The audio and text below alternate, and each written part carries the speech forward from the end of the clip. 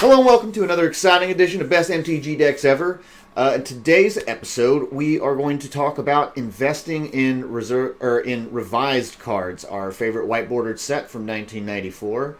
I'm going to talk to you about a top 10 list and then give you guys more detailed advice about investing in general, okay?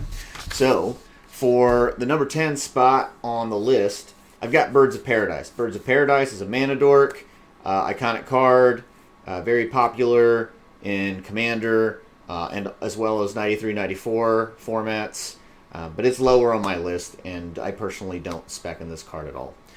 Number 9 is Stasis. Now, Stasis is not reserved list, and it's not very popular right now, but in a way, Stasis is reserved list because it's highly unlikely that Wizards is going to reprint Stasis because it's such a hated card, and it's got so much salt involved with it. But it is very underpriced right now. It was reprinted in some other sets, I think in 4th and 5th edition, but I do think that Stasis is sort of undervalued right now. I have not moved into that, but I am looking at Stasis myself. For number 8, I've got Sol Ring.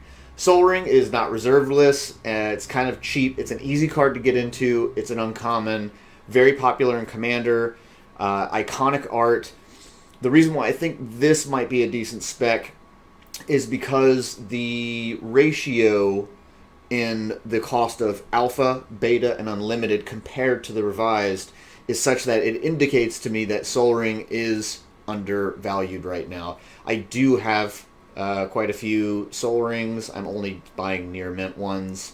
That's where I stand with Sol Ring. For number 7, I've got Braingeyser. Braingeyser is a reserve list card. It is in Commander. I use it in my one Commander deck. And you can make your opponent draw cards, or you can draw cards. And it's a very simple card. Iconic art. Kind of safe to go with, but it is lower on my list. For number 6, I've got Demonic Tutor. Now, as of the taping of this video, Demonic Tutor is... it's priced very highly. Like if you were to compare it to another uncommon like Sol Ring, it is something that you can get into if you want. I'm not buying them personally myself, but it is a pretty safe card. Iconic art, it's popular, it's the tutor that started all tutors, it's popular in Commander, so in some ways it's hard to go wrong with Demonic Tutor. Number 5, I've got Fork. Fork is reserved list, neat effect. Not really so much iconic art, but just because it's reserved list and it gains a little bit more attention from the Magic community, I've got it higher on my list. So now we're moving into the 4, 3, and 2, and number 1 spot, and these are the cards that I feel are probably the best ones to get into. So number 4, I've got Manavolt. Manavolt is popular in Commander. It's got iconic art. It's got a neat effect. It's not reserved list, but it's unlikely to be reprinted en masse. And in recent times, it's been a mythic. So, with that one, you've got to think, it's not reserved list. And it is kind of priced high right now. And it's just gone through spikes. So you got to be careful with it. But in the long run, it's probably a strong card to have. Number 3, we've got Copy Artifact. Copy Artifact is reserved list, popular card, good effect. It's like the cheapest card that you can that is out there for copying an artifact. Fits into some Commander decks, not a ton of Commander decks. My Commander deck runs it, but yeah, it's a pretty safe card, good value, and it's well liked by the community in general. For number 2, we've got Wheel of Fortune. Wheel of Fortune is just an amazing card. You get card draw. Everyone has to discard hands. There are many, many decks in Commander that use this. There are kind of like themes and little mini metas that are built around this type of effect. There are many other cards that Wizards has printed that have similar effects to this, but none do it in as little mana cost as this one. It's reserved list, amazing art, popular card. You really can't go wrong with Wheel of Fortune. Now, for my number 1 spot, I've got Blue Duels. Or really any duels, but I kind of focus more on Blue Duels. any of the blue duels are pretty popular. Tundra sometimes is competing for spots with Badlands or Bayou, but in general, if you go with Volcanic Island, Tropical Island, or Underground Sea, you're getting those. You've got liquidity, you've got value, it's reserved list, it's highly sought after. It's sought after 4-ofs in 93, 94. Other formats outside of 93, 94, popular in Commander. Yeah, you really can't go wrong with these. So that's my top 10 list of cards and revised to invest in. But now what I want to talk to you about is more like MTG strategy involved with revised lists. So if you want to invest in revised, you have to ask yourself, do I want to diversify or do I want to focus on something? Like, do I want to just buy Underground Sea, just keep buying Underground Sea over and over and over and over and over again and just have a huge stack of Underground Seas?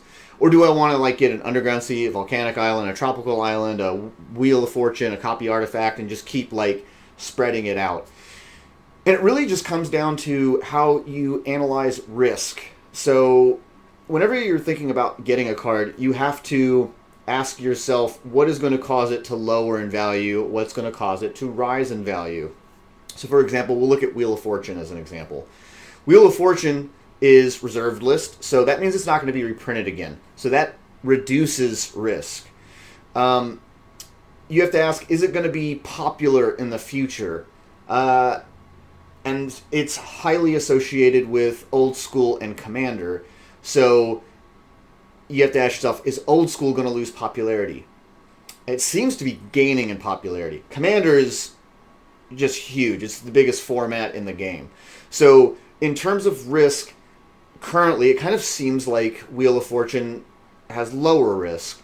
And then you can look at other things too, like is the art iconic?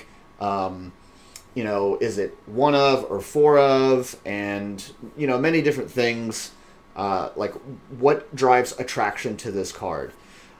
So that's, those are some of the questions that you'll want to ask yourself when you're determining if you're going to want to diversify in your investments or if you're going to want to focus on something. Am I just going to buy soul rings and just create mountains and mountains and mountains of soul rings in near mint condition?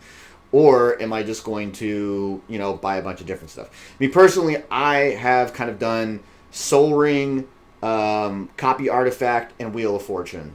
I haven't started moving in blue duels, but those 3 are the only ones that I've messed with revised when it comes into the idea of just pure investment. Then you have to ask yourself, do I even want to invest in revised at all? And I think some of the questions that come into play with that are, am I going to play with the cards? And also, what is my starting capital? So if you've only got, $40 a month to put into this, you're probably not going to be investing in Underground Seas because it's going to take you like 2 years to save up for one at current price. Who knows where it's going to be? So you're probably only going to be able to do Soul Ring, and or Stasis. So your starting capital is also going to determine what kind of cards you're getting into, and that might also determine, how diverse your collection is going to be. My personal advice for revised is, if you do decide to go into revised, I would just stick with blue duels, wheels, copy artifacts, and mana vaults. I just really wouldn't get into anything else. I'm not moving into Soul Ring anymore. I think I got like 20 of them or something. And I have begun changing my strategy, which actually leads me into my next little thing about MTG investment. I pretty much abandoned revised entirely. Not that it's bad, and there's always going to be some attention and desire for revised, but I have started changing my philosophy, and I'm just 100%. Besides cracking packs from modern sets, just because I like to crack packs, so some of those do end up in a box, and it's not really investment. It's just they're just there because I crack packs. But when it just comes to buying cards, now all I buy is alpha. My reasoning is that alpha it has the lowest risk out of all of them in my mind, because alpha's the first set. It's got iconic curves. The curves on the cards are different than anything else. The nostalgia behind it is dramatic, and it's basically the foundation of all of MTG. The supply of it is the lowest of any MTG set. Now, some people might argue, for example, like a given common in collector's edition is more rare than, because I think in collector edition there's only like 5,000 copies of every of those boxes created, so there's only like 5,000 flights or something like that. I can't remember the exact numbers and stuff, but aside from just some weird caveat like that, alpha has the lowest print run of any of those, and anymore I just don't see any reason to get anything other than alpha. And now there are increasing formats using alpha cards. If you haven't heard of them, they exist. You can go seek out the communities. They're out there. You can find them online. You can find them on groups. They're in Discords and Facebooks and stuff like that. But there are increasing formats that people use alpha to as they're playing, and they have been purchasing these cards and have almost dried up the market. And that, combined with all of the recent spike in people going and buying Magic cards, the supply has dried up in many ways. And I've been buying alpha for a couple of years now, and it's like what I'm seeing is alpha's probably going to be the best set to get into if you just want to get cards and just hold on to them. You could also get into alpha formats and play with them, but I think alpha is the future for it's my strategy that I use for investing in Magic cards, and I just don't think that there's anything better than alpha. So yeah, at the end of the day, I guess and this isn't investing advice or anything like that. This is just personally what I do. So you can't get mad at me if this doesn't work out, but because nothing's a guarantee. But I think alpha is the cream of the crop when it comes to getting to Magic cards. I think in 5 years, 10 years, I wouldn't get into it unless you're planning on holding for 5 or 10 years. But in 5 or 10 years, I think the prices of alpha are going to be insane. And people today looking at the price, look when you're in the future looking at the prices today, if you didn't get in, you'll be like, oh man, I cannot believe I didn't get in. Much like the same way as if you look back at 2015 or 2010 and you look at the price of alpha cards then, it's like, oh my gosh, I could have been buying all these cards at such low prices. So winner's mentality, find something you believe in, get into it now. Average in, don't do anything dangerous like take mortgages on your house or put everything on a credit card. Just figure out what your budget is, buy a little bit every month, and just keep accumulating in your collection of alpha. And it's, to me, that's the safest bet to go with MTG investing. So again, this is not what I'm not telling you to do anything. This is just what I do, and time will tell. We'll see how this video ages. We can come back and look at this in 5 years or 10 years and see if I'm rolling in a yacht or if I'm living in a van down by the river. So hope you enjoyed the content of this video. I hope it helps you come up with ideas about what you want to do with your money, and what you want to do with Magic cards, and some of different things to think about when you're deciding where you're going to plop your money at. So if you liked the content, please like, comment, and subscribe. I'm Joe, and I also have videos where I play on Arena, and I do box openings. So I'm not some fancy guy that's got, special effects and fancy vests and quirky this and hairy arms and tacos and stuff. But something that I bring to you is a true passion for creating content that's meaningful for MTG players and MTG investors. I just love doing this. I don't put ads in any of this stuff.